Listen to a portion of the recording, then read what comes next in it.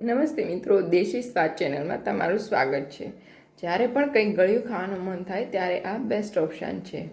આજે આપણે બનાવીશું એકદમ ઓછી મહેનતમાં અને ઓછા સમયમાં તૈયાર થઈ જાય તેવી દાણેદાર સાદી લાપસી।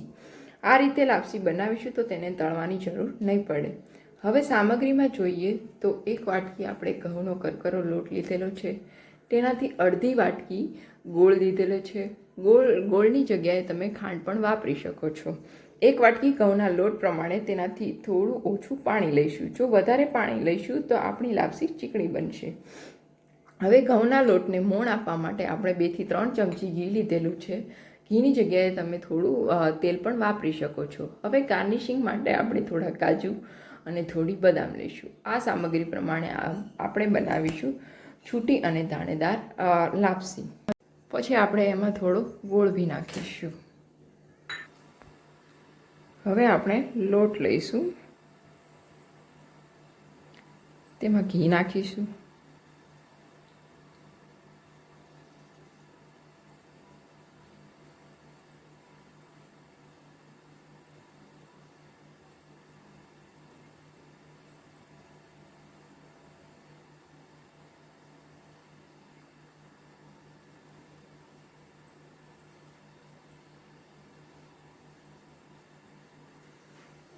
તમે જોઈ શકો છો કે તેમાં આપણે એકદમ મુઠ્ઠી વડે એટલું ઘીનું મોણ દીધેલું છે।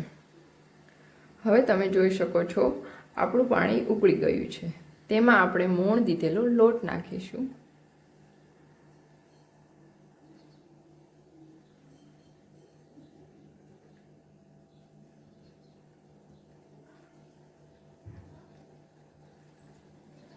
તેને આપણે ડીશ ઢાંકીને 5 મિનિટ રહેવા દઈશું।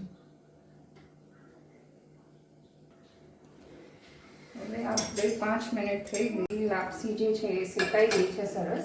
આપણે એને હલાવી દઈશું અને 2 મિનિટ માટે આપણે એને પ્રોપરલી ગેસ પર રાખીને શેકી લઈશું।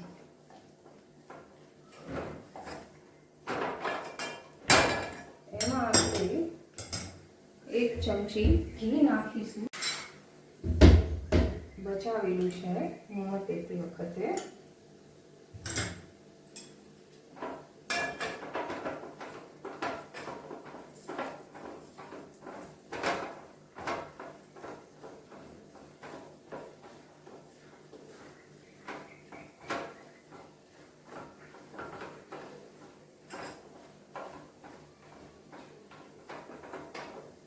હવે આપણે ગેસની ફ્લેમને ઓફ કરી દઈશું।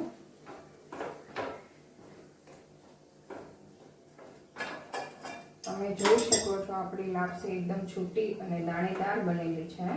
આ લાપસીને આપણે શેકવાની પણ જરૂર નથી પડતી, કારણ કે આપણે પાણીમાં ગોળ નાખી અને ઘી નાખી દીધેલું છે। હવે આપણે 1 વાટકીમાં લાપસી લઈ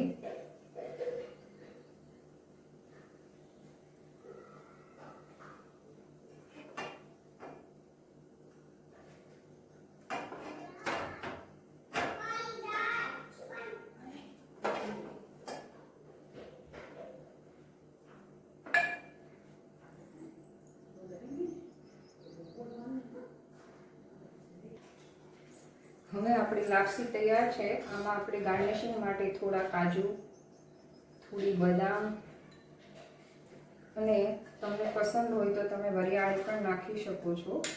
અને આ લાપસી સ્વાદમાં ખૂબ જ ટેસ્ટી અને દાણેદાર હોય છે।